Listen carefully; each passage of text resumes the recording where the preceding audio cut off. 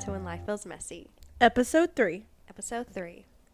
I am Ashley Barrera. And I am Erin Raspberry. And you are a wonderful listener. And we are your wonderful hosts. Thank you for being here today. Yes, thank you for tuning in again. Before we dive into today's episode, we wanted to talk about a disclaimer / trigger warning. We touch on very sensitive, heavy information that could be triggering to some of our listeners. Right. And we just want to take a moment before we dive into it to share that with you. Yeah. As you read from the title, we are doing this episode in honor of Domestic Violence Awareness Month, which is October. And we have our very first special guest, Cyndi Grady, on to share her experience and her knowledge and just this wealth of information about intimate partner violence and domestic violence. What was something that you want to share about our conversation that our listener can look forward to? I think that for our listeners, and even me as a listener, that the amount of knowledge that you're going to gain from this, not only from the statistics that she talks about, which are really heavy and really kind of hard to digest, but to the diagrams, the power and control wheel, the equality wheel she talks about, to the various types of abuse that occurs, and the red flags, yellow flags, green flags. It's just so much information, but also everything really has you reflecting on not only just like your current relationships, but past relationships, the relationships of others around you. Yes. And we understand that this is a heavy episode. This is a long episode. Yes. This is a long episode. And so with that, like, we want you to know that it is okay if it takes you multiple days to listen to this, because we want to make sure that you are taking care of yourselves before you listen to this episode, during it, and afterwards, to make sure that you are mentally okay and in a space to hear this information and it not make you spiral or make you feel like you're overwhelmed and out of control. But it is a really great conversation. I was so glad to have Cyndi on here and talking about this. This is her niche area, which you'll hear her talk about. Yes. And she just has such a wealth of experience from working with people that are abusers and people that are victims and survivors. And it's just, I can't imagine having like both perspective. It's just crazy and so awesome. So with that, we want to dive on into this episode, and we hope you enjoy.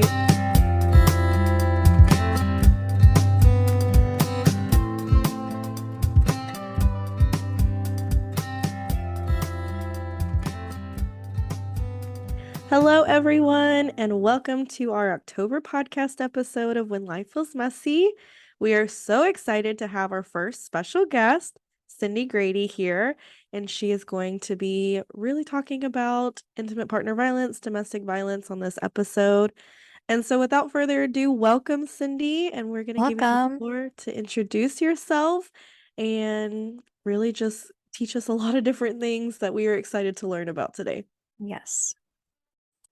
Thank you so much. I'm so glad to be here today. Once again, my name is Cyndi Grady, and I'm a licensed professional counselor. I'm on the counseling staff at TWU CAPS on the Denton campus. And my interest in domestic violence began about 20 years ago when I first encountered CAPS on campus. I was working on my master's degree in counseling psychology here at TWU, and I did a practicum at CAPS. And then after that, I went to Denton County Friends of the Family, which is a local domestic violence agency, and just fell in love with the work there. I did my second practicum, and as soon as that practicum was done, I was fortunate enough to be hired on as a counselor with the agency. And then I spent 15 years there in a variety of different positions. Wow. And I actually began my work at Friends of the Family in a program that is for domestic violence offenders. And they do group therapy program called BIP, Battering Intervention and Prevention.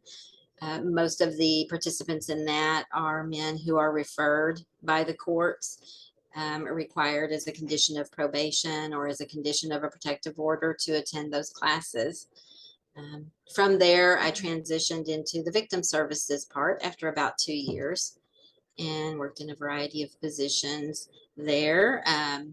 Most of the time in some sort of counseling, but also I did a couple of years as the shelter director. Wow. So what was that like for you, Cyndi, to like work with both ends of the domestic violence population? Is that how you would describe it? I think that's an accurate description, and I really felt like it informed my work to be able to have seen it from both of those perspectives and to have that Yeah. in-person work with people who had offended in a domestic violence way. It really helped me inform my work with the people later on who had been victims and survivors of that abuse. And speaking of which, I guess saying the word victim or survivor, there's different perspectives about which term to use. And some people prefer victim, some prefer survivor. Typically, if I'm speaking about people who've experienced domestic violence, I'll refer to them as survivors unless they particularly prefer to be referred to as victims. Okay. So throughout my talk today, I'll probably primarily refer to survivors, but with the understanding and the respect for those who identify as victims. Yes. Because I'm glad you highlighted that piece of like the language that's used when talking about domestic violence and how it can feel less scary almost when you learn like this is the appropriate language to use or how to make the other person feel most respected talking about it. I fell in love with victim services work because in survivor work, through seeing the strength and courage of these survivors, really, they start out feeling frightened, hopeless, and trapped, but over time, their resilience and self-confidence grows as they begin to see hope and they begin to realize they have the power to make changes in their lives. Survivors have often had their own sense of personal agency degraded by the abuser, that they feel that they can't trust their own judgment or they don't know what resources are available. The abuser often gives them information that's false, that leads them to believe that no one will believe them or that there is no place for them to go. And so my perspective is that no one else really is in the survivor's shoes. She's the one who is the expert on her situation and on her life. And my use of the word her also brings to mind the fact that, of course, we do recognize that people of all genders can be the perpetrator and people of all genders can be the victim or survivor. And that primarily we would see approximately 90 to 95% of the situations that we would come in contact with would be a male offender and a female victim or survivor.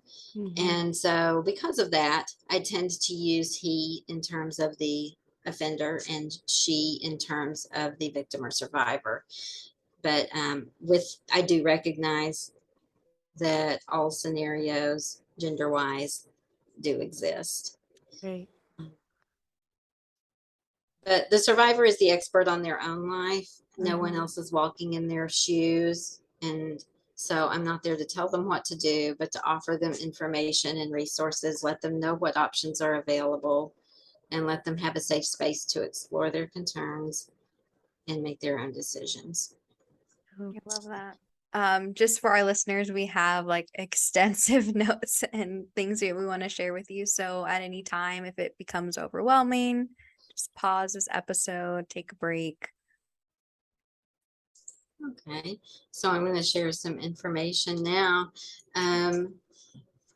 One thing that is very commonly used when we're speaking about domestic violence is the power and control wheel. And this is a way that shows how the different types of abuse are connected and how they work together to make it very difficult for someone who's experienced abuse to leave that situation. And many times people are not aware of all these different types of abuse. Because typically, if you ask somebody, what do you think of when you hear the word domestic violence? Or what do you think is abuse? People will often mention something physical, like bruises or a broken arm or something like that, Yeah, something you can see. strangulation, something that is visible. And sometimes it's not recognized that all these other forms are also abuse.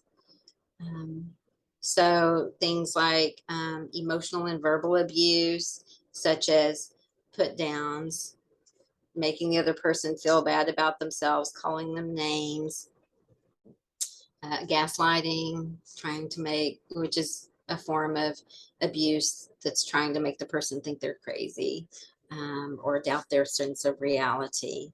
Like, no, I didn't say that. Or, you never remember things right. Or, I didn't mean it that way. You're too sensitive. Things like that. Playing mind games, humiliation, making them feel guilty for things that they didn't do.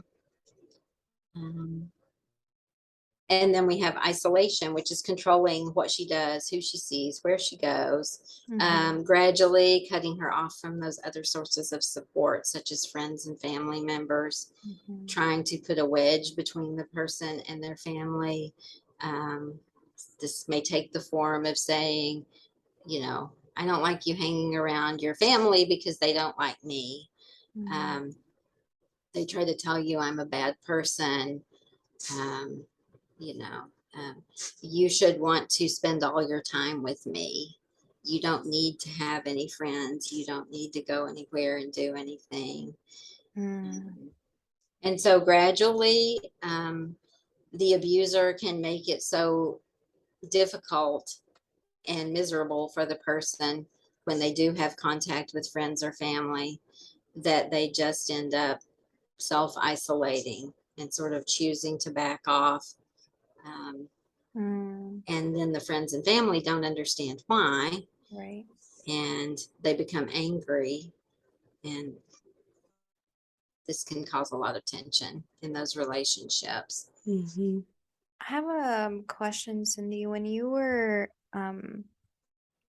working with victims and survivors and kind of providing the psychoeducation, what was your experience like with just providing this information? Because sometimes I know for me as a professional, like these things that you just mentioned and listed like are not commonly known as abuse.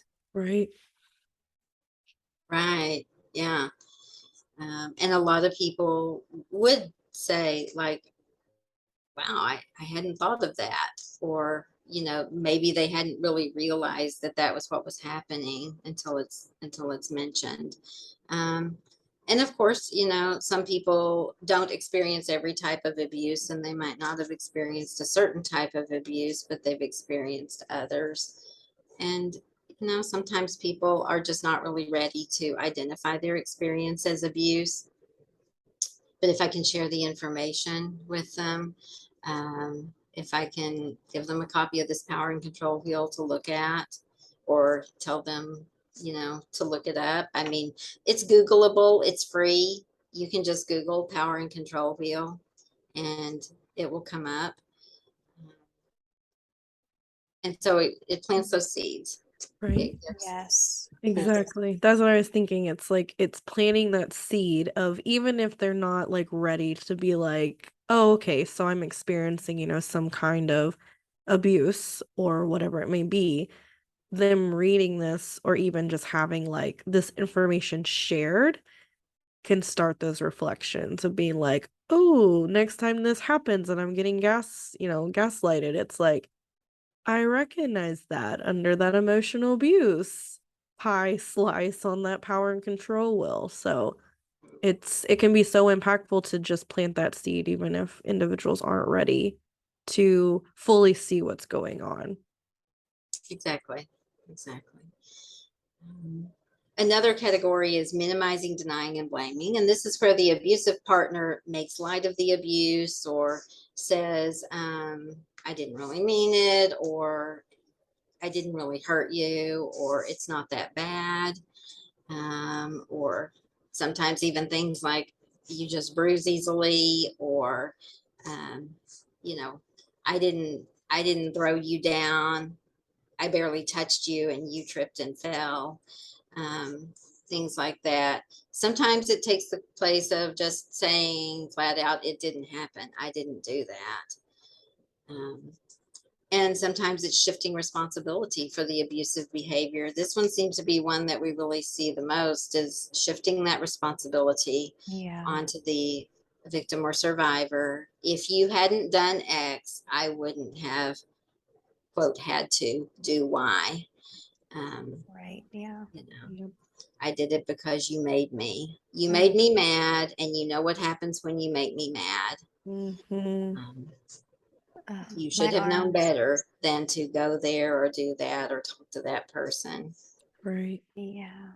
That one I've heard pretty frequently in my clinical work, and my arms are like all tingly right now. Mm-hmm.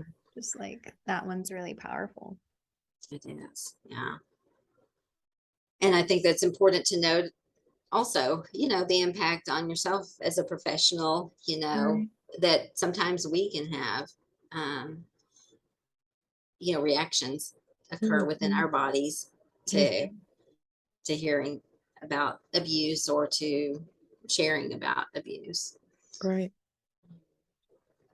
There's also use of children, and this is when the abuser tries to make the partner in some way feel guilty about the children, using the children to relay messages, using the children that are old enough as spies. Hey, has mom been having any new men come around? Who's mom talking to? Things like that. Um, Using visitation and custody arrangements against the survivor, causing trouble. I've worked with many people who've been very afraid every time they had to go make a drop off or a pickup of their child at a visitation, because they know that there's going to be verbal abuse and sometimes threats that Mm-hmm. happen at those times. Um, Threatening often to take the children away, to disappear with the children, to say you'll never see the children again, Mm-hmm. say, there's no way you would win custody in court. No judge would ever let you have the children. Um, I've got the money for the lawyer, and so I would be sure to win in court. All of those kind of things are used to harass and intimidate the victim or survivor Yeah. into compliance. Yeah.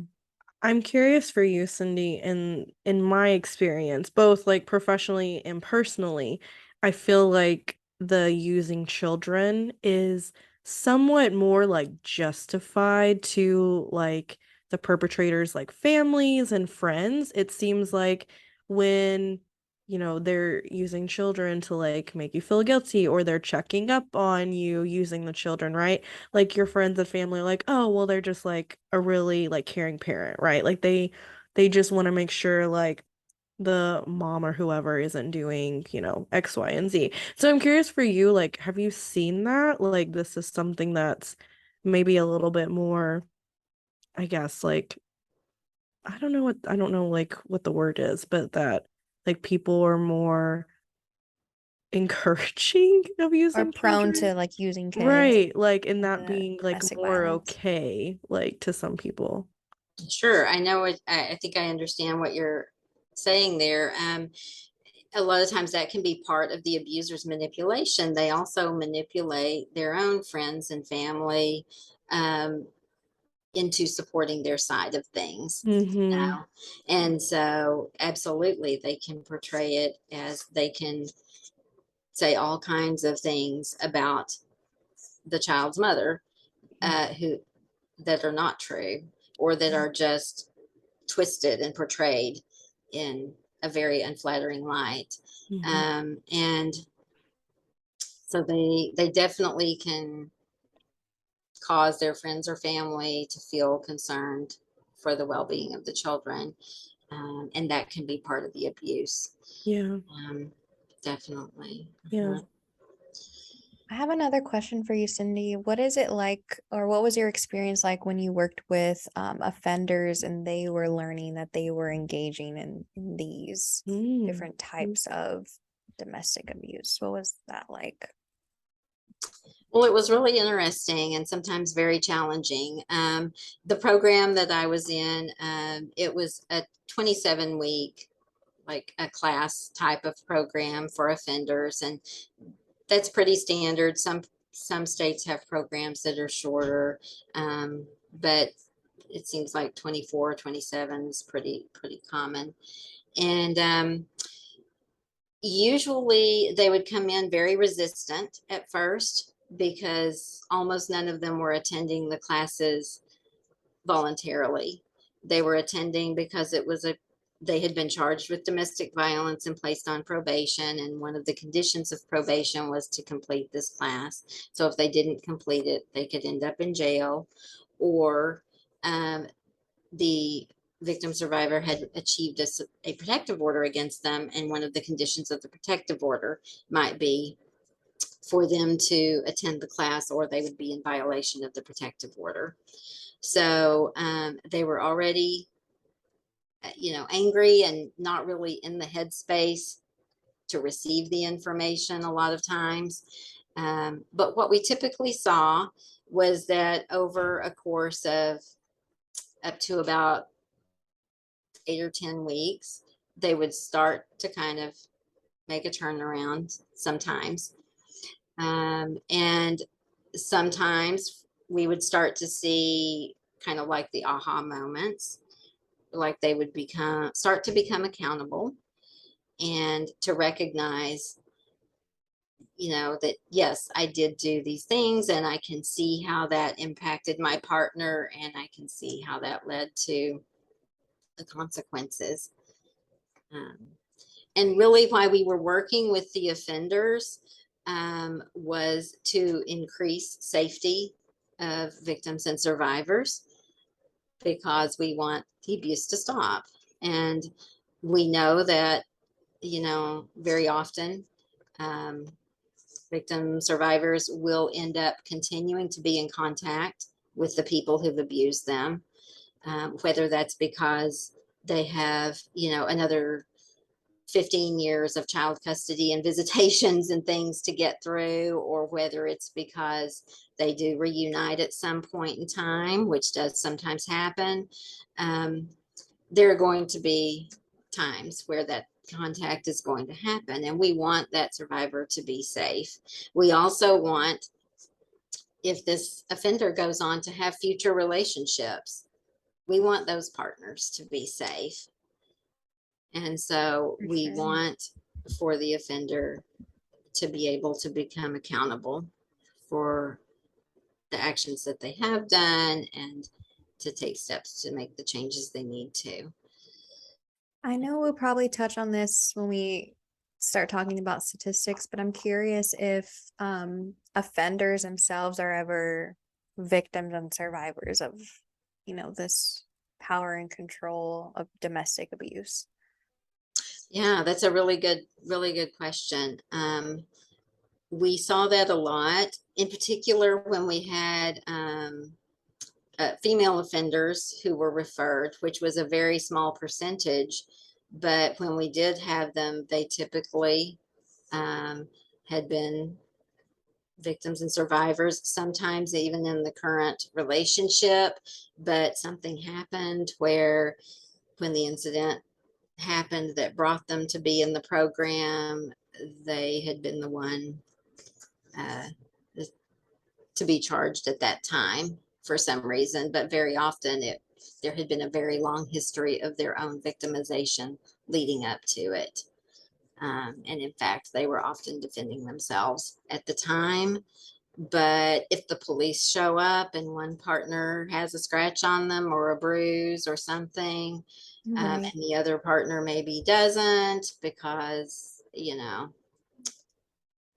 the way he had been touching her didn't happen to leave any marks that were visible yet, but she had maybe clawed his face because she was trying to get his hands away from around her throat. Right. But when the police show up, maybe those marks on the throat aren't showing up yet, but that scratch on the side of his face is bleeding.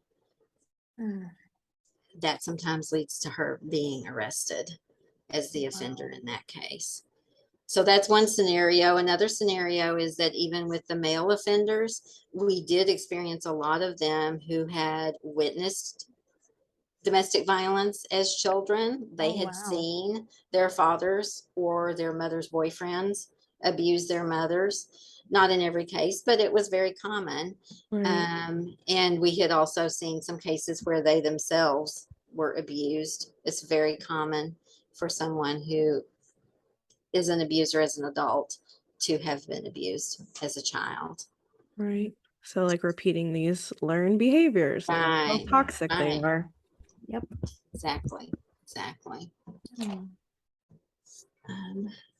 Economic abuse or financial abuse is another form of abuse that's on the wheel that people a lot of times do not recognize, or they haven't thought of it as abuse. But this can very often happen as preventing the survivor from obtaining or maintaining employment. Many survivors have been unable to get a job or unable to keep a job because of interference by the abuser. One common strategy is to convince her, like maybe when they first move in together or they get married, that, well, we don't need two cars. You don't need to have a car anymore. I'll just take you where you need to go, or, you're going to be staying home anyway. So I'll just take the car to work. We don't need to pay for two cars.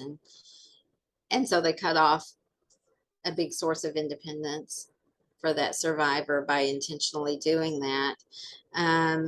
If she does have a job, a lot of times they'll interfere to the point that she loses that job, either by like constantly calling or showing up, causing trouble. Sometimes the employer becomes worried for the safety of everybody in the environment, and they're like, we can't have you here because he's too dangerous for everybody else to be exposed to. Or sometimes just she's having too many absences because he won't let her go to work, or he's beaten her so badly that due to bruises all over her face, she can't, she doesn't feel like she can go in public that way. So there are so many ways.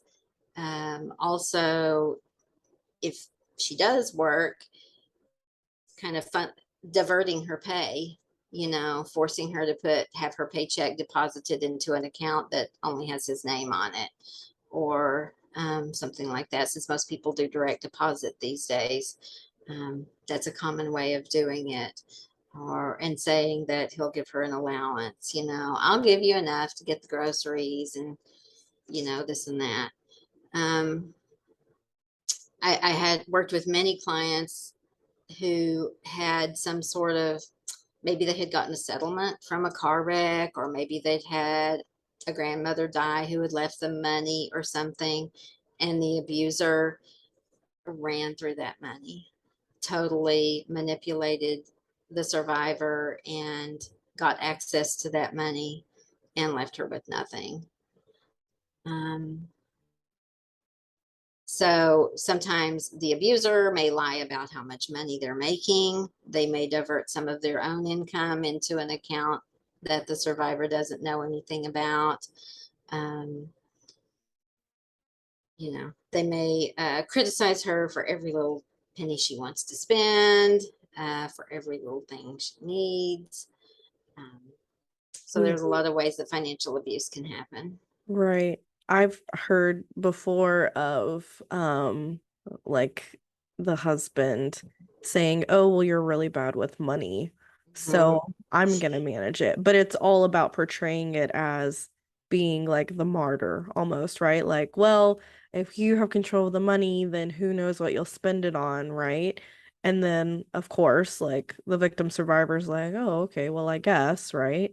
Because now I'm made to feel like I'm a problem here, so they need to have control. And it's like that's a really easy way that you probably don't even think about it because you're like, oh, they're trying to help me, right? Right. They're trying to prevent me from like not having money. But in fact, right, it's just like a really easy way of taking control so that you don't have access to finances. Right, exactly. And you make such a good point.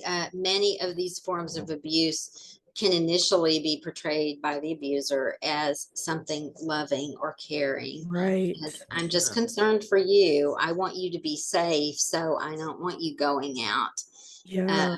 at night with your friends because it's not safe to do. Or, you Exactly. don't need to drive. I can drive you, or Mhm. like you mentioned, you're not good with money. Let me pay the bills because I have a lot more experience with that.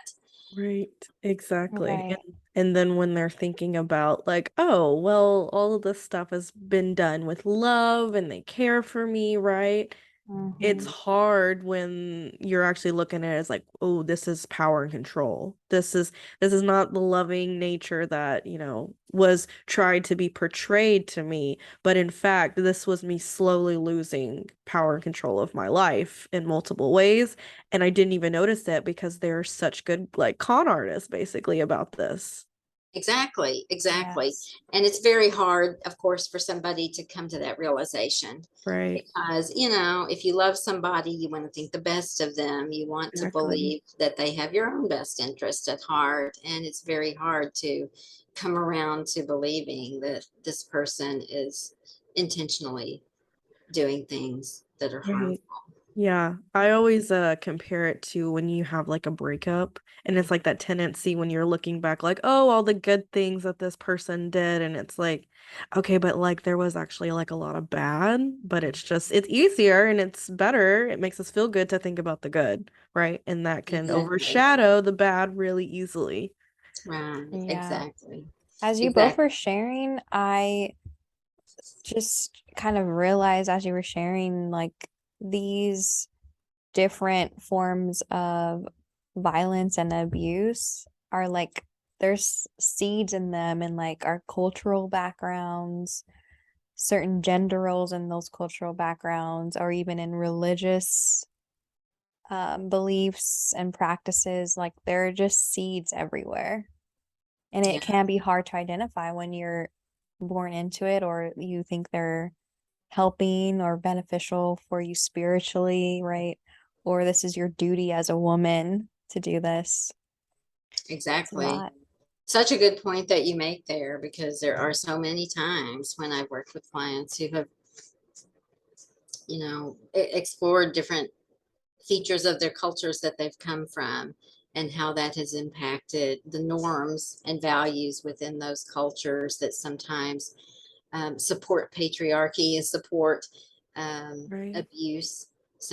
In some countries, I've worked with people who have come to the United States, and in the country they came from, domestic violence was not a crime, Yeah. and it was completely normalized and expected. Um, and so Yeah. it's very, very difficult. And then sometimes they meet a partner over here who's from that same country, or they come over here with someone from that country, and then they start to be exposed to, the ways that it is a crime and it's not right. And Right. then their partner continues to try to keep them from that information Yeah. and maintain that power and control. The next one we were going to talk about, in fact, is male privilege, which is often Mhm. used.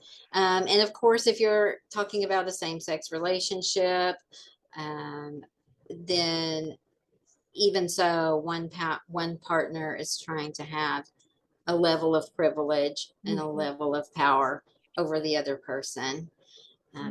So it may be one person treating the other one like a servant, or saying that they get to make all the big decisions, or Mm-hmm. acting like kind of the king of the castle idea, Right. that I'm the one who has the ultimate authority and you have to submit to my authority.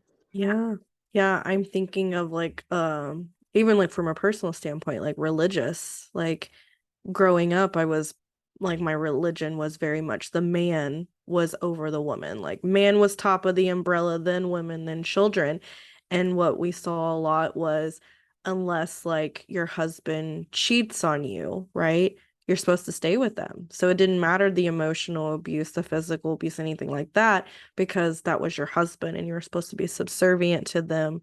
And that breeds a lot of this like violence and intimate partner violence that goes on. And some people are just like, well, that's just what I'm supposed to take on and deal with as, you know, a doting wife. And it's like, well, actually, it's not right. Not Right. okay, right? Yeah, exactly. Exactly. And a lot of times there's like a misinterpretation of scriptures from different religions, very much a cherry picking, a taking out of context of a sentence here and there, Right. um, to portray that male privilege perspective. Mm-hmm. Um, Yeah, I agree 100%. but that's definitely used, and especially for survivors who have had their church be such a big part of their lives, and that's been a large part of their social support network.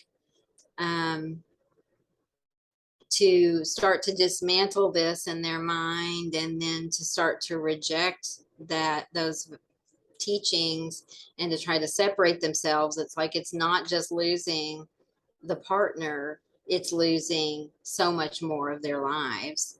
It's Right. losing their worldview, their Mm-hmm. beliefs, their values, their wider support system. Mm-hmm. So it's really understandable that it's very difficult to make that change. Right. And then there's coercion and threats, which is making or carrying out threats to do something to hurt the person, or um, sometimes making threats for the abuser to kill themselves, which that's always tricky, because on the one hand, like, you always want to take threats of suicide seriously and never want to minimize that, in case the person is um, actually having those thoughts. There are times when that's also used as an abuse tactic by an abuser, particularly if they believe that the survivor is thinking of leaving.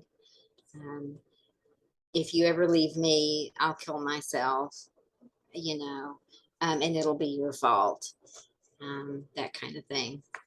And I have worked with survivors who have felt like they couldn't leave because they were afraid that the abuser would kill himself if they did leave. And they felt that that was a burden of guilt that they would not be able to bear, even though, of course, we talked about the fact that it would not be their fault, that or their responsibility. Um,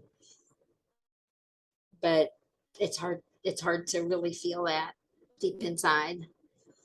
Um, and they may also threaten to report her to child welfare. I've had many clients who've had frivolous reports made to child welfare repeatedly by an abuser or an abuser's family members.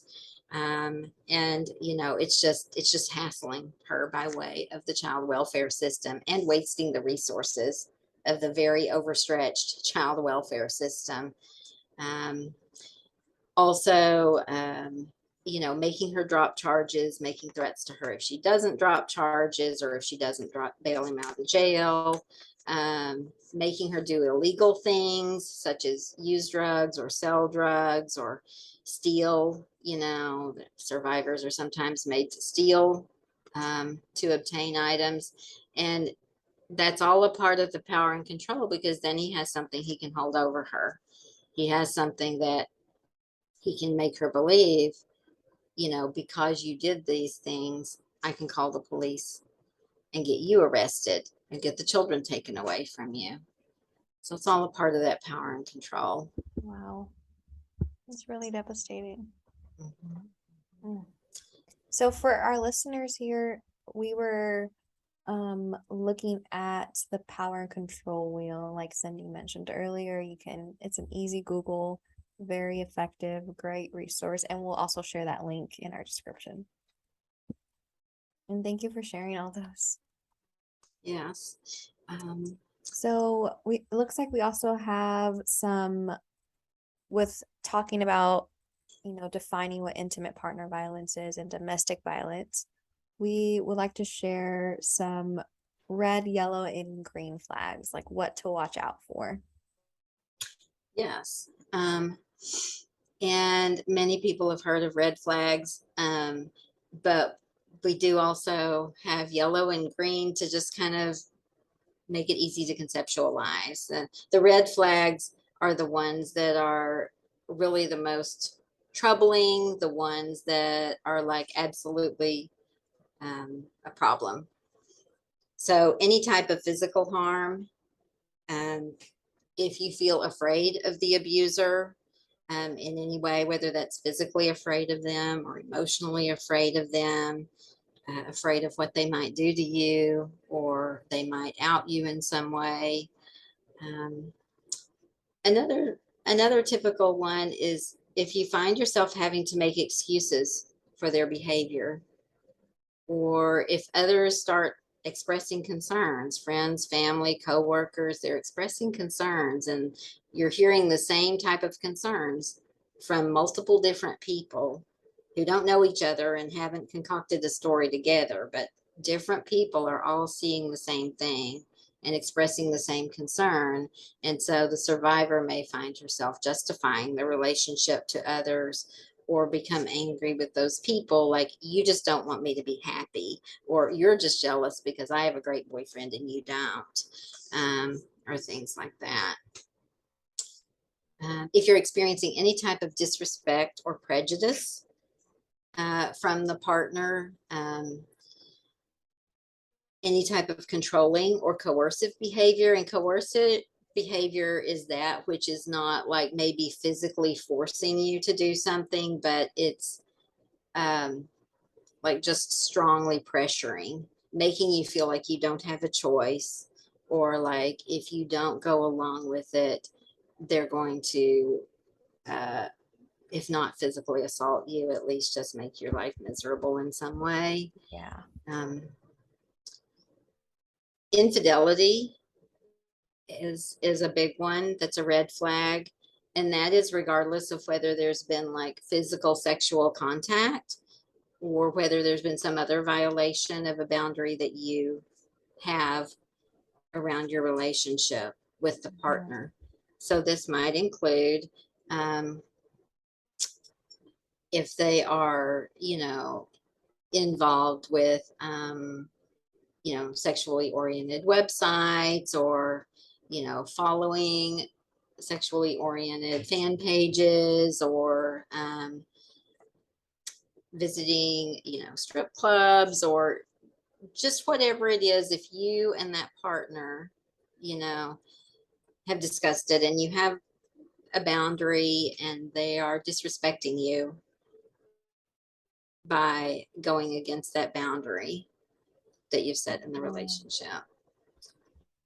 And so, things like sexually oriented websites or strip clubs are not, I'm not saying that in and of themselves that they are necessarily a bad thing or that nobody should use them. But this is talking about within the context of disrespect within a relationship, when there's been that value set, or that norm, that boundary in the relationship, and it's being violated. We've talked a little bit about interfering with or sabotaging employment. That can also be school. If they keep you from making it to your classes, or if they keep you from being able to complete your assignments so that you end up failing your classes. Those are all forms of abuse also. We talked about the restricting of access to money, but another one is ruining your credit. And that's another strategy that abusers will often use. They may open credit cards in the survivor's name without her knowledge. And then, because a lot of times abusers have access to your personal information, and it's so easy to just open up a credit card online these days, and without even having to maybe make a physical signature. And so they can open up multiple credit lines, run them up, never make the payments, and they have just ruined that survivor's credit score, which vastly impacts her ability then to get an apartment if she decides to leave, or certain types of employment. Check your credit score. It has such an impact in so many ways. How's she going to buy a car? Or, there's all these different impacts. Wow. If you sense that they're hiding part of their life from you, that's one that I hadn't really thought of so much before, but I saw that and I was like, wow, that's really true. If they're just really making sure that you don't see a part of their life. If they try to sabotage your success, your partner should be your biggest cheerleader. They should be excited for you that you're going to college. They should be excited for you if you get that internship, or if you make an A in your class, if you graduate. They should be your biggest cheerleader. They should not be trying to sabotage your success or to minimize it and act like, oh, that doesn't matter, or who cares if you got that degree? Like, what are you going to do with that degree anyway? They can still try to minimize it and put you down. So think about that. If you find yourself limiting or changing your activities in order to avoid conflict with the partner. We touched on this a little earlier, but a lot of times people will just quit going to girls' night out, or going to the family Christmas party, or a family birthday, or whatever, just because they know, well, while I'm gone, he's going to call or text me constantly, and it's going to be embarrassing. Everybody's going to be like, why is he doing that? Why do you have to answer your phone every 5 minutes? And then when I get back home, he's just going to be telling me that, telling me that I was cheating on him, and telling me that if I really loved him, I would want to stay with him and not go out with anybody else. And he just makes it so miserable that it's not worth it. So I just don't go anywhere. And then that kind of goes along with the next one about avoiding friends or family to avoid conflict. Harm to pets or threats to harm pets is another really big one. A lot of abusers will either harm the pets or make threats to harm the pets, especially if it's the survivor's pet. Sometimes we have pets that even if we got them in the context of the relationship, it may be kind of like more my pet than your pet or something. And so, especially if it's a pet that the survivor is especially connected to. And when I was working at the shelter, we had a lot of people that weren't willing to leave the relationship because they couldn't bring their pet to shelter, and they weren't willing to leave the pet behind. And so that's a real problem. And some shelters have started to make some pet arrangements. Our shelter was able to do that for a while, in that we had a grant that allowed us to have like an arrangement with a boarding facility. And some clients would take advantage of that, and some were not able to, but it's a big problem. It's a harm to pets. Thanks for sharing those red flags. Me and Erin can touch on the yellow flags. Okay. And how would you describe like a yellow flag, Cyndi? Like just something that's not as extreme as a red flag, as alarming, but something to look out for. Yeah, I think that it's not necessarily things that are abusive, like toward you, but are things that are problematic. Okay. Okay. So first one here is doesn't shoulder their share of responsibility. I think that goes along with like not being accountable, right? Like Cyndi was saying Yes. earlier, through, therapy, some like individuals were able to kind of have that aha moment, right? And take accountability for their actions. But like a big part of this is that there isn't that responsibility piece, right? And there's no like awareness around I'm doing this to you and it's harmful, right? Everything is like blaming the victim survivor. Yes. The next one sounds like touching on that isolation piece, surrounding themselves with people who don't share your values. The next one is you are more invested in the relationship than they are, and you are not their priority. Yeah. I think that kind of goes along with how Cyndi was like, if they have like a secret life almost, right? Yes. I think the next one, unwillingness to engage in self-reflection or see their roles and situations, kind of goes back to that share of responsibility, right? But you would hope, in the ideal situation, is that the person you're in a relationship with is willing to grow with you, right? Is willing to accept responsibility and accountability for their actions and the energy that they have to put into their relationship to work. But if that person is not willing to engage in that, then there's not going to be growth in that relationship at all.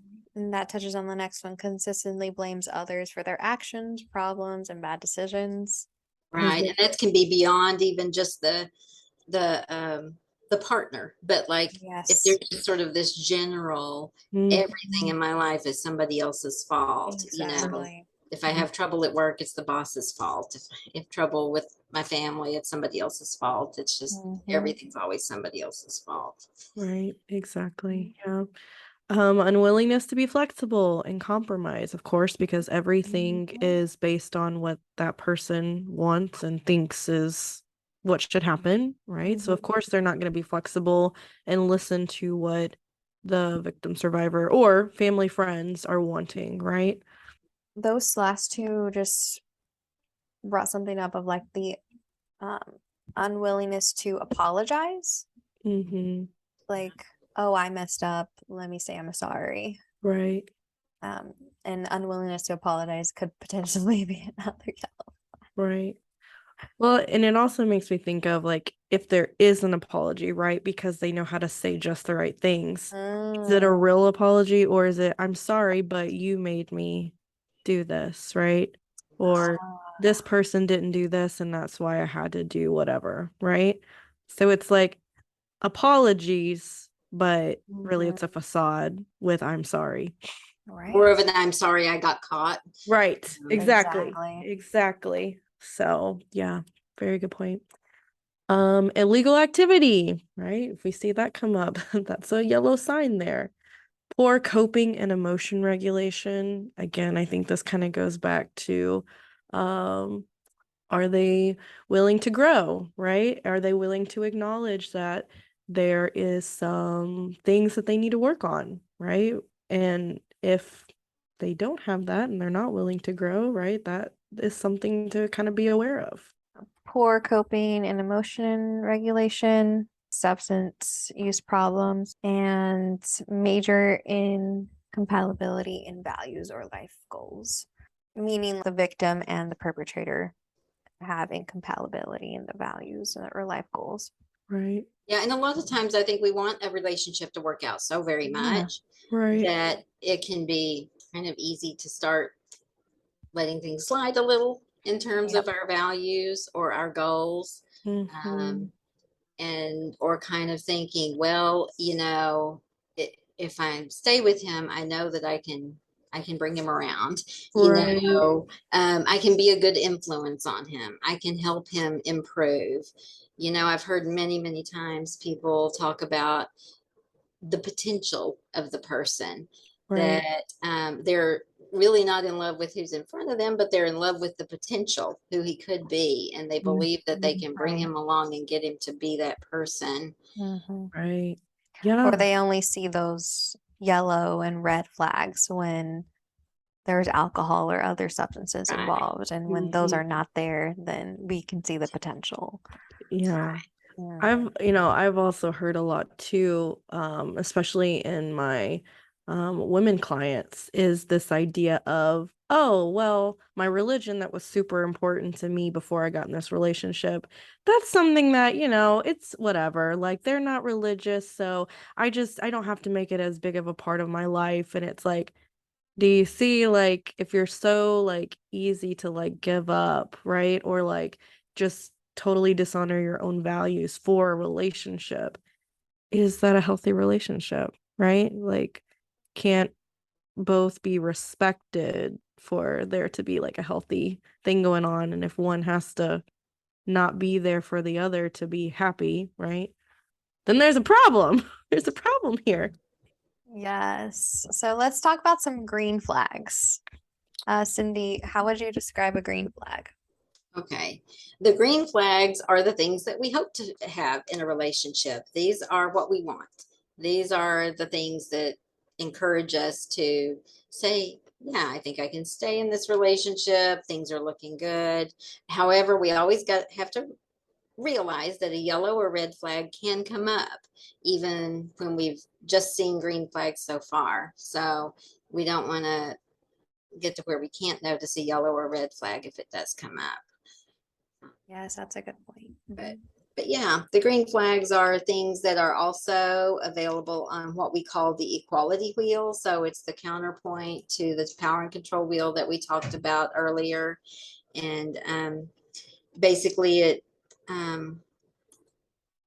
talks about things like negotiation and fairness. We want to seek mutually satisfying resolutions to conflict. We want to accept change, be willing to compromise. Um, Non-threatening behaviors such as being willing to talk and act so that your partner feels safe and comfortable expressing themselves, not trying to be domineering or intimidating or threatening in your body posture or your tone of voice or anything. Respecting the other person, just listening to them non-judgmentally, being emotionally affirming and understanding, and valuing their opinions, letting them know that what you think, what you feel matters to me. Trusting and supporting the person, supporting her goals in life. That goes back to that being your biggest cheerleader. Yes. Respecting that she has the right to her own feelings, friends, activities, and opinions. That, the best relationships are those where each person has their own life and they have their own friends and their own activities and their own interests, and they're together not because they have to be, but because they want to be, and they mesh well together because being with you adds value to my life. Honesty and accountability, accepting responsibility for oneself, acknowledging if there was a past of violence or acknowledging any mistakes that are currently made, admitting when you're wrong, communicating openly and truthfully. Responsible parenting, which means sharing parental responsibilities, not using the children in the ways that we talked about from the other wheel, but being a positive, nonviolent role model for children, not asking them to spy on mom and tell you who mom's hanging out with, you know, and not using court custody situations as threats against the mom. Shared responsibility involves mutually agreeing on a fair distribution of work without really thinking about, okay, this is men's and this is women's, or whatever the case may be within the relationship, even if it's a same-sex relationship, just mutually agreeing on a fair distribution of work and making family decisions together, allowing each person to have their input. Economic partnership means making money decisions together, even if only one partner is earning an income and bringing money into the family, recognizing that that money is for the entire family, and that, both adults should have the capacity to access the funds and to make decisions. I'm curious, Cindy, maybe you can share this for our listeners.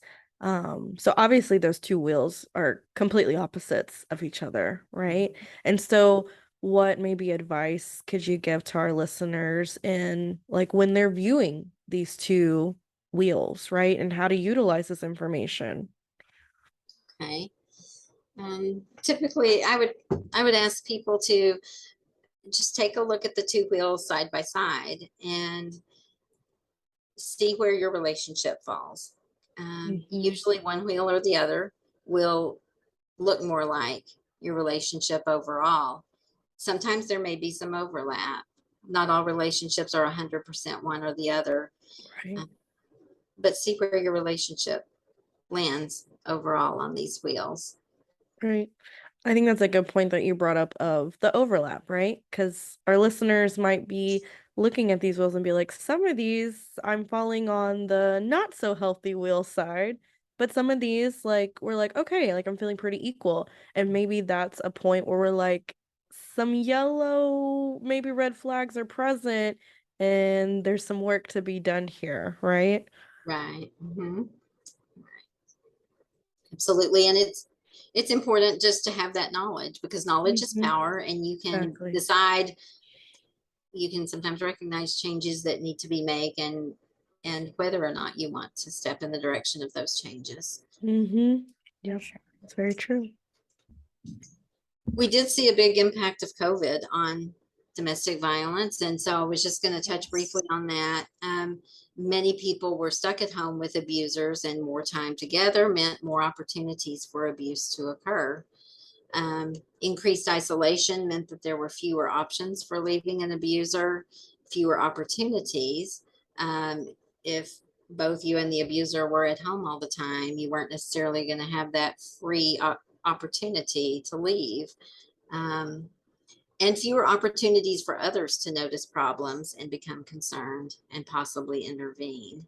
So, a lot of factors that are associated with domestic violence were exacerbated during COVID, such as unemployment, particularly if it affected the male partner, parenting stress, having kids home all day, every day, trying to do the homeschooling as well as get your own work done, or trying to keep the kids quiet while the partner was trying to work from home, all that parenting stress. Financial insecurity, if someone lost their job or was at risk of losing their job due to the pandemic. Increased substance abuse, because if people weren't having to go into the office, weren't having to maybe partake in drug tests or things like that, they felt maybe freer to use more substances, as well as just the stress and the self-medicating aspect of this life. Living this way feels intolerable, and I have to do something to feel better, so that leads to increased use also. The Council on Criminal Justice in February of 21 reported that at that time they had noticed an 8% increase in domestic violence incidents, specifically attributed to the pandemic. And they also reported an increase, 9.7% increase, so almost 10% increase in domestic violence related calls to police nationwide in March and April of 2020. So that was at the very beginning of the pandemic. And that amounted to about 1,300 additional calls per day that were going out related to domestic violence. And they were experiencing additional calls primarily from households that previously had not had domestic violence calls. Oh, wow. So these additional stressors and pressures of being in lockdown together were causing some families that hadn't previously called for domestic violence to make those calls. And Texas Council on Family Violence statistics showed 2020 to have the highest number of DV deaths, domestic violence deaths, during the time period of 2011 to 2020. On their website, it does show the past 10 years. And even before that, typically, it was very common for the numbers each year that they documented to be somewhere between 1 and 200. Sometimes it would be on the lower end, like below 150. A few years it would be above. But for 2020, they noted over 200. And that was the first year that I had ever seen it be over 200. Oh a note about the TCFV statistics is that they used to only count women who were killed by male partners. As of 2018, they began including men who were killed by female partners and anybody who was killed in the same-sex relationship as part of the statistics.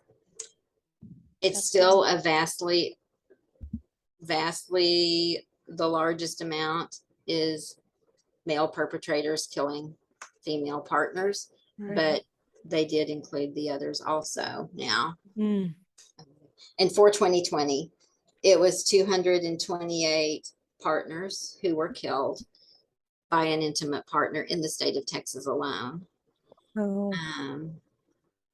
And in about 30% of those cases, so about 75 or 76 of the cases, the perpetrator also killed themselves as part of the same incident in which they killed their partner.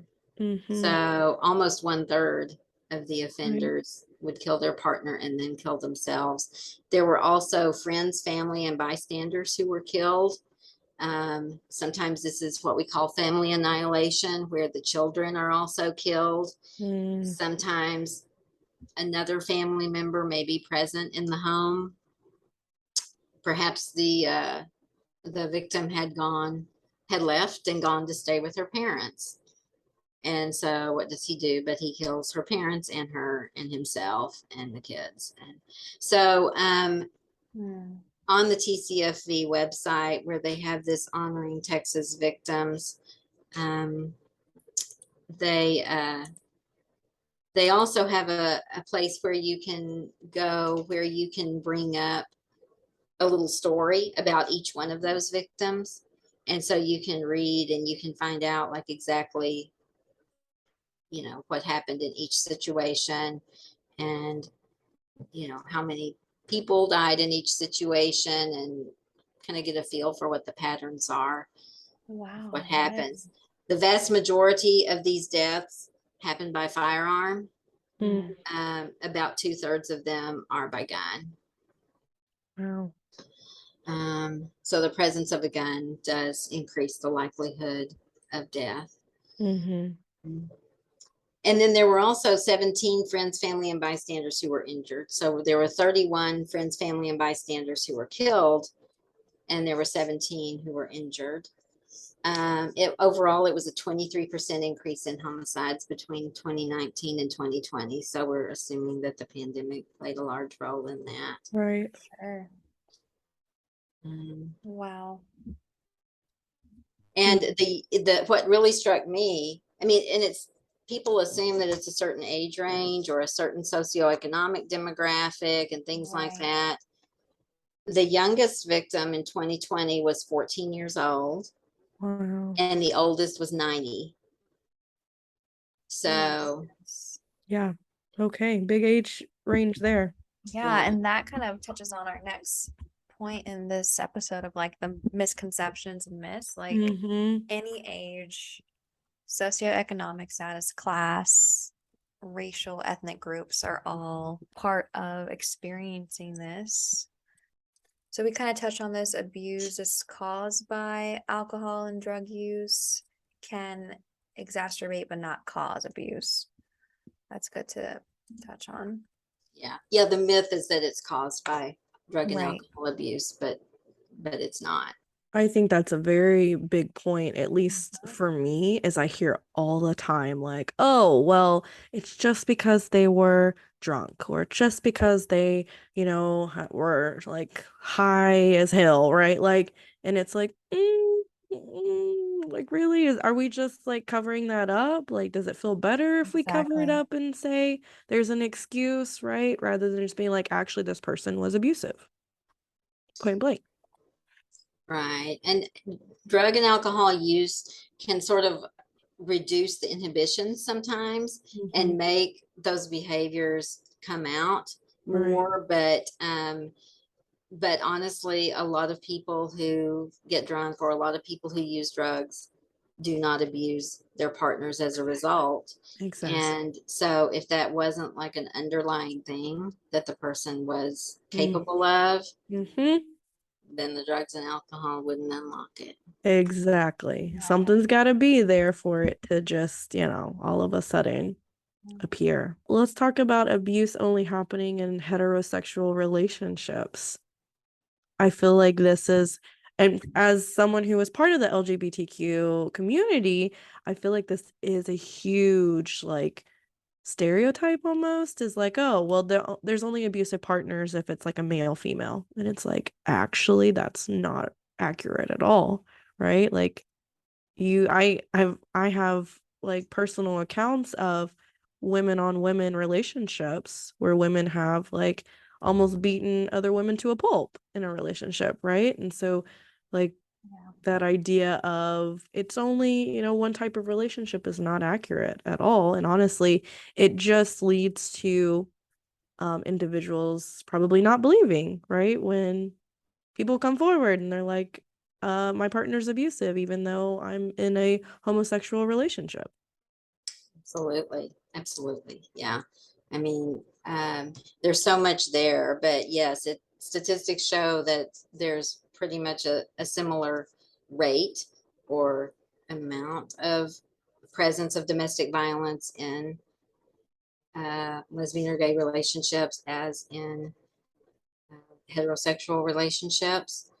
And but a lot of times there is such a stigma within those communities against even identifying that it's possible. And sometimes what we hear is because those communities are so stigmatized already, they already have a lot to overcome in society, that they don't want to identify as having experienced abuse because they feel like it kind of makes the whole community look bad. And so there's a lot there as far as pressure within the community to not Right. reveal abuse. Exactly. Because if you're already having to almost prove your relationship to a lot of people that, think that quote unquote it's wrong or it's against the Bible, then highlighting, oh, my partner might be abusive, just further, like, to others can validate, well, we said your relationship wasn't right and it was not biblical, so, you know. So exactly, I can see that 100%, Cyndi, being the case. Another myth is that the abuser is unaware of what they're doing, or unaware of the impact on the survivor. And I've had a lot of people I was working with who would say he just doesn't realize what he's doing. He doesn't realize how bad this hurts me, or he doesn't realize the impact he's having. And I would look them in the eye and say he's very aware of what he's doing. Exactly. Yeah. And that's hard to hear because you don't want to hear that somebody that you love and that you believe loves you is intentionally doing something to harm you. Another myth is the abuser's difficult circumstances excuse abusive behavior. Abuse as a child or mental health concerns or substance abuse are all supposedly excuses for their abusive behavior, and that's a myth. Again, I think it's harder just to be like this person, has abusive behavior. So it's easier to be like, well, right, they have other things going on that kind of excuses it. And it's almost like putting a band-aid on it, because to other people it makes it seem a little bit better, right? Well, it It's also like, touches on acknowledging like you are getting abused. And exactly. if you're not ready to like identify or call it that, then that will be difficult. Yeah. Another myth is getting married or having a baby or moving will make the abuse stop. Yeah, I feel like this is a huge one, especially the having a baby one. Yep. Like, I've heard that so many times that, well, my relationship isn't the best, and, the husband or whatever could be, emotionally abusive or whatever it may be. But this idea of, well, if we have a baby, everything's going to work out. And it's like, when did having a baby, which is so much more responsibility and straining on any relationship, become the magic key here? Exactly. Right. A lot of people want to believe that that will bring them together as a couple and kind of make them, feel joined in this and like committed to each other. But in actuality, I have the statistics here somewhere. I'm not sure exactly what it is, but pregnancy is actually a really dangerous time for women who are in abusive relationships. A woman is more likely to die when she's pregnant than at other times if she's in an abusive relationship. And women who are pregnant, homicide is the greatest reason for their death, more so than any medical condition. Right. They get murdered. And the one about like moving, making the abuse stop, it's very often a strategy for the abuser to try to move the partner away from her support system. So he will have reasons why he wants to go move next to his family that lives 5 states away, or why they want to start all over someplace where they don't know anybody. And he'll convince her to move away from her family. And then he's got her isolated in a new environment with no support system. Another myth is that the abuse is the victim or survivor's fault, which is not true. No matter what, it doesn't matter what you've said or done. Nobody should ever abuse you. Abuse is never the answer. And sometimes I've had people say, well, I did something that was bad, like I cheated on him or I this or that, But the fact is, abusing you is not the answer to that problem. Abusing you is never the right behavior. You kind of touch on the next one, this next misconception earlier, like the victim survivor can control or stop or see that potential and stop the abuse. We don't have control over other people's behavior. Yeah.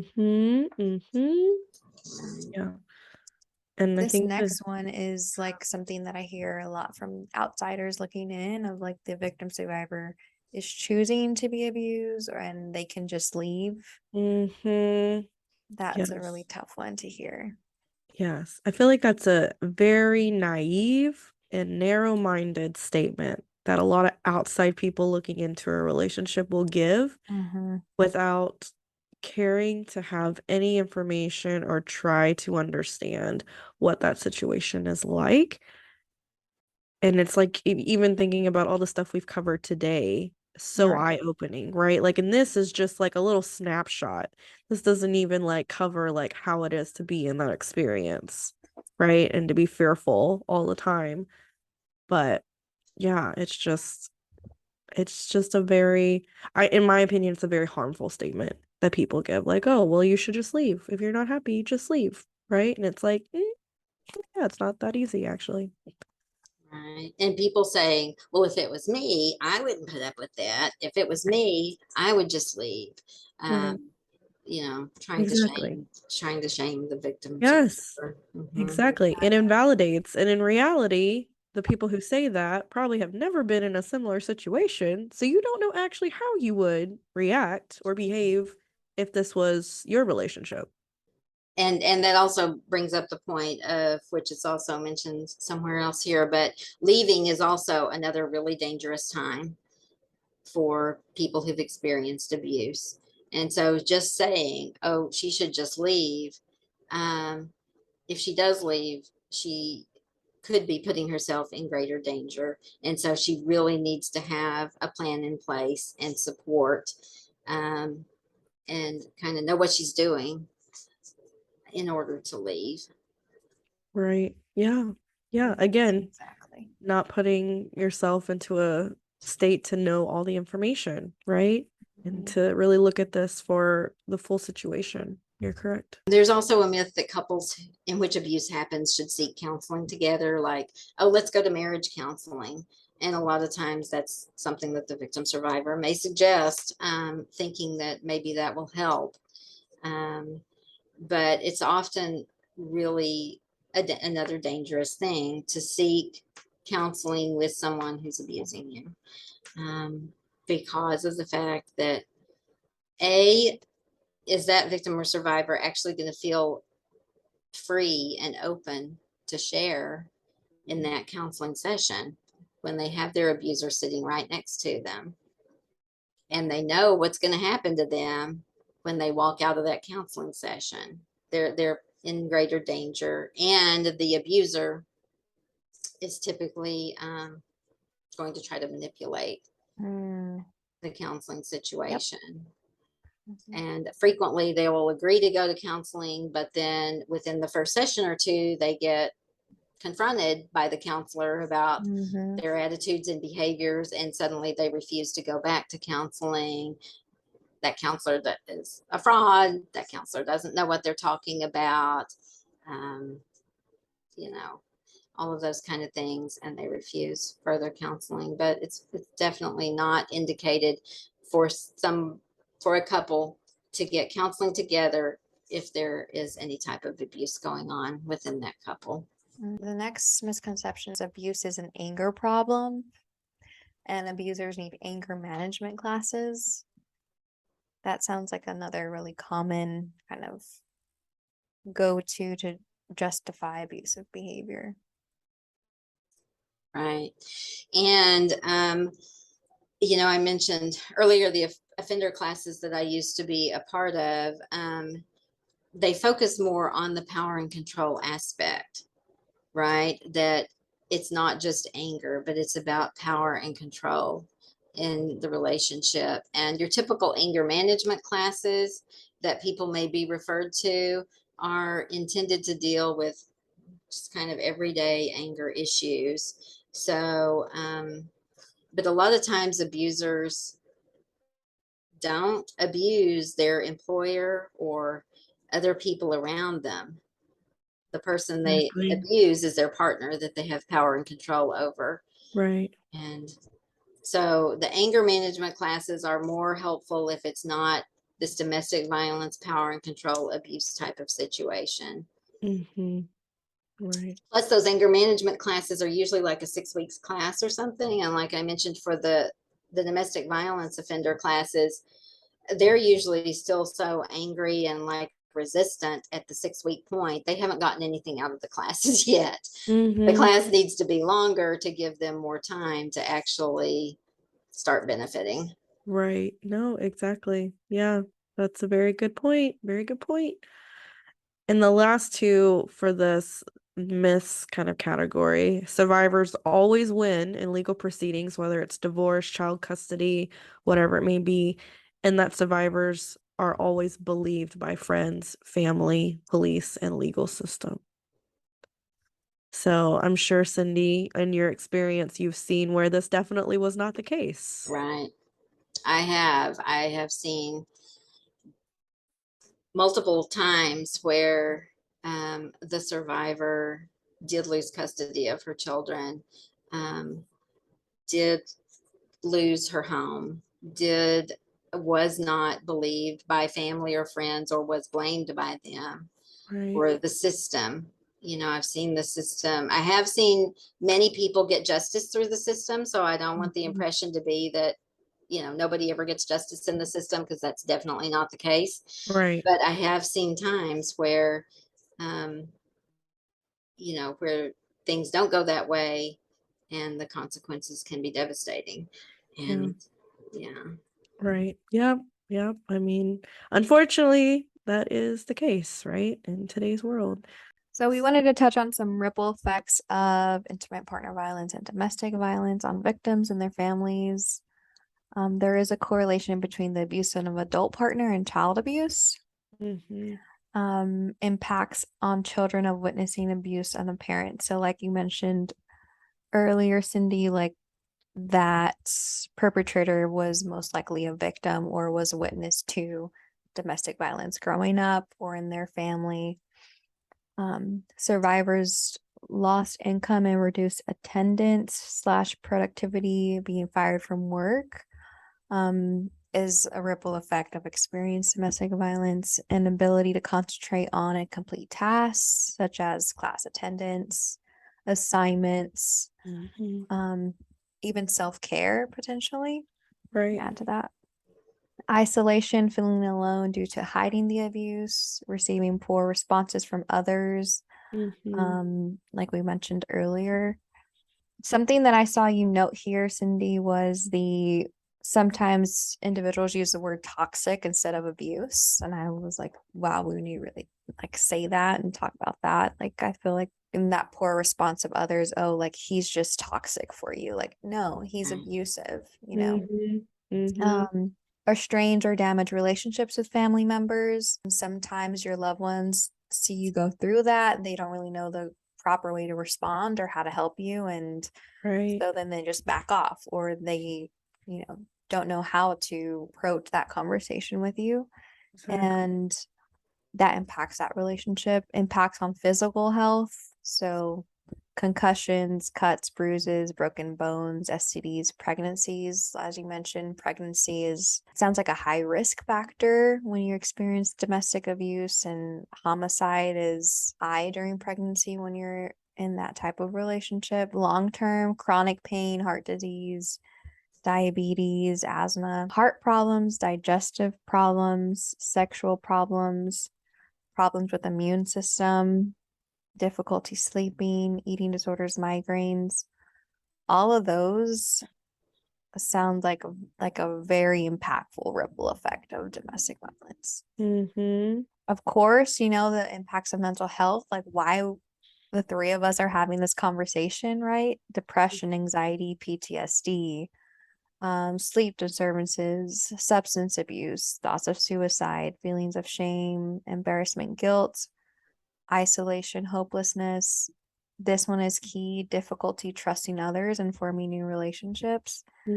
That sounds like it could be the most impactful one on your mental health. Legal proceedings, as we touched on earlier, can be, used as part of the abuse.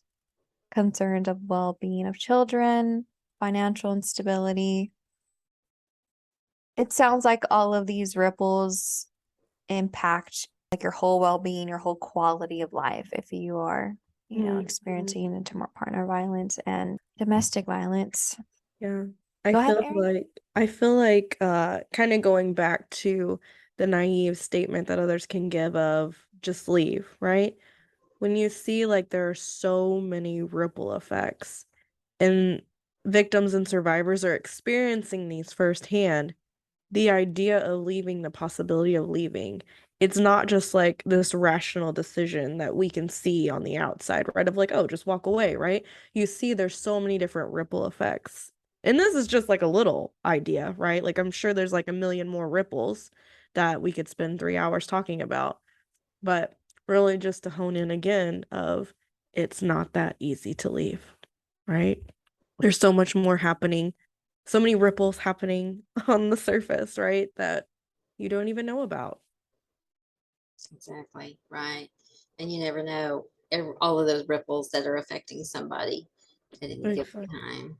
Yeah, exactly. Right. But if we are trying to be more appropriate, Cyndi, with our verbiage and how we talk to someone who is a victim or survivor, right? What are some things you recommend for our listeners like to use in terms of this? Okay. The main thing is for that victim or survivor to know that she is believed, she can trust you, that you're going to be there for her. So saying things like, I believe you, it's not your fault, I'm here for you, you're not alone. And you can say things about what you've noticed or what you're concerned about, but kind of phrasing it as, I'm concerned about how I noticed he speaks to you. That worries me because it seems disrespectful. And, or I've noticed that you seem kind of like you're not going out as much when we go out for girls' night. The last several times you've had to cancel. What's going on, something like that. So making it, instead of making it like this judgment of, her behavior, phrasing it in terms of an I statement. I'm concerned, or I've noticed. Yes. Something that is observable behavior, and then just kind of being curious about that. I've noticed this and I'm concerned. Is everything okay? Do you need to talk about anything? How can I help? Because the survivor is the expert, and sometimes she may just be like, I don't even know. I don't know where to start. But asking that first kind of lets her be in charge and say what she needs. Maybe just offering, here's the phone number to the local domestic violence agency. Yes. Would you like me to call with you? Or, would you like to have this on hand? Just making sure, because if you just tell her to look it up, she may not, but if you can hand it to her. Another thing that we always have to talk about too is safety in terms of survivors having phone numbers or computer searches. Some abusers go through the person's phone. They check to see who the person has called. They might notice if somebody had like a hotline listed in their contacts. And so we may suggest, put it in as though it's a friend's name. Or, if you feel like it's not safe to make a call to this number from your phone, is there another phone you can safely use? Does your abuser check through to see what websites you've been to? So that if you go to the National Domestic Violence Hotline website, you might realize that maybe there's another safer computer to use if you go to campus and go in the library or something like that. So doing those kind of safety planning things are important too. That's great to note on. And then maybe let's come up with a code word and a plan just in case. Yeah. So that there's a code word that maybe the two of you come up with, that if they're in trouble and they want you to try to get them some help, I mean, you would have to talk about them and decide, this is what the code word is. If I text you this number, then that means I need X. I need you to call 911 and have them come to my house, or I need you to come pick up the kids, or whatever it may be. Come up with a code word and what is the behavior that's going to go along with the use of the code word. People who have children who are old enough to call 911 can teach them to call 911. Under what circumstances do I want you to call 911, or run next door to the neighbor and ask for help? Those are great. I love that, setting up a plan and connecting, finding the safest ways to find resources. And those sound really important for people that are in that survivor victims, circle, support system. Even if you like a coworker or a friend, knowing like these are some things that you can do to help. Right. And we recommend too, like, even if a person is considering leaving and they're not sure yet if they're going to leave at some point, make some copies of some important documents, like their children's birth certificates or their car insurance paperwork, or whatever it may be, documents that the abuser might end up trying to keep from them. Make copies of those and have a safe place where those can be kept, whether that's with a family member or a friend. Possibly an extra set of keys in case the abuser takes their keys. Possibly have a backpack packed with one change of clothes for each family member that can be stored in a safe place or with a safe person. And if they call like the National Domestic Violence Hotline or their local domestic violence agency, which I know you're going to put in the description notes, those places can really help them develop a more detailed plan that is specific to their needs. Love that. We've processed a lot of information today, given a lot of stats, talked about a lot of different, clinical experiences that we've had, or just, what it's like to be a victim survivor. To wrap us up today, what I know we have a few different quotes here, and I would like for you, Cyndi, if you want to share like which one best resonates with you, or which few like best resonate with you, to Okay. kind of leave our listeners. It's always hard to choose one, but one that really resonated for me Yeah. is by Michelle Rosenthal. The quote is, "Trauma creates change you don't choose. Healing is about creating change you do choose." And I believe, because regardless of what we have already experienced that we did not choose to happen to us, we can begin to choose our future. Yeah, that's beautiful. I love that quote. OMG. Yes, I think that perfectly sums up, right? Like the impact of not only like the content we've shared and like the purpose of this podcast episode, and October being, Domestic Violence Awareness Month. And I think that's just a beautiful thing to say, and kind of really just sum up everything that we've discussed today. And so with that, I want to thank you so much, Cyndi, for being a part of this episode, being our first ever special guest. You were wonderful, and I feel like I've learned so much, so I know that our listeners are probably taking away so much information from this that is super helpful, and we can't wait to have you back on. Yes. Well, thank you so much. It's been an honor for me to be on here today. I appreciate you inviting me, and I would love to return. Yes, so stay tuned, listeners, for Cyndi's return in upcoming episodes. And thank you all for listening. Once again, we want to thank you for tuning in to today's episode. We hope that this was informational and you gained a lot of knowledge and insight into intimate partner violence and domestic violence. Yes, and we hope that you enjoyed having Cyndi as a special guest. And for those of you who are interested in visual learning, we will also be creating a YouTube video on our channel, which will be linked in the description, for Cyndi going over the power and control and equality wheel. Yes. So be sure to check that out, because it's actually really insightful, and I will be keeping that in my toolkit from now on. Yeah, I love that wheel. So definitely check it out. And also stay tuned for next month's episode, which will be featuring another surprise special guest. So excited for that episode. Yes. And the topic will be related to stress awareness, as International Stress Awareness Week is in November.